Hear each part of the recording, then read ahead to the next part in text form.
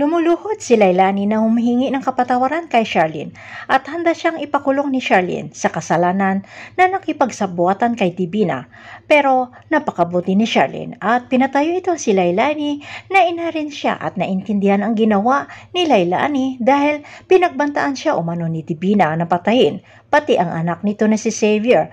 Sinabi rin ni Charlene na ibinuhis rin ni Lailani ang buhay at gusto ring itama ang kanyang pagkakamali.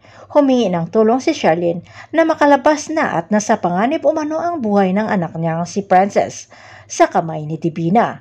Lalo na natatakot si Charlene nang hindi matawagan ang telepono ng kanyang anak.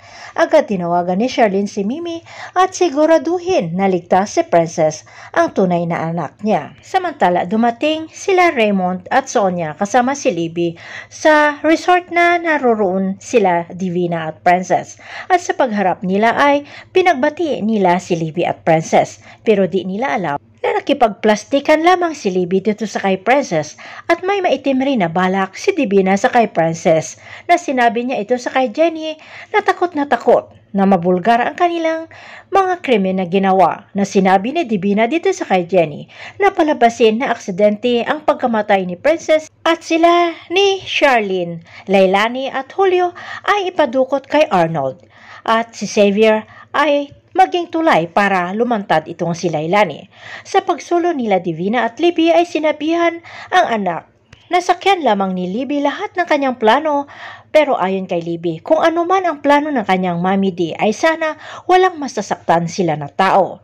Habang sila Princess at Raymond ay nag-uusap rin at inamin ni Raymond na pagkatapos ng bakasyon nila ay kausapin niya si Charlene na talaga ang mahal niya at gusto niya lang maging honest sa sarili niya at pati kay Divina. Samantala, nakita ni Xavier si Justin kasama ang ibang babae sa bar. Galit si Xavier dahil niluloko nito umano si Princess na sinagot na siya. Nag-away ang dalawa. Umiyak si Justin na sinabi kay Xavier na hindi siya sinagot ni Princess dahil si Xavier pa rin ang mahal nito.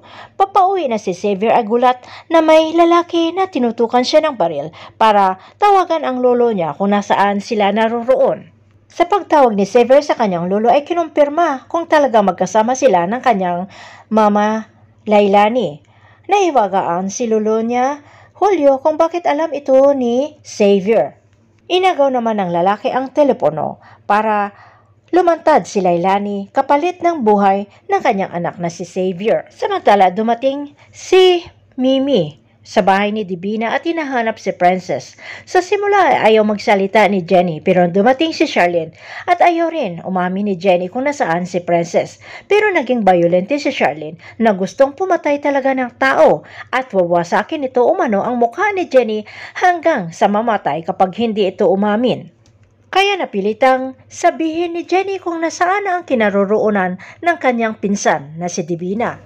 Maliligtas kaya ni Charlene ang kanyang anak na si Princess. Abangan na lang natin ang mga susunod na episode dito sa Prinsesa ng City Jail.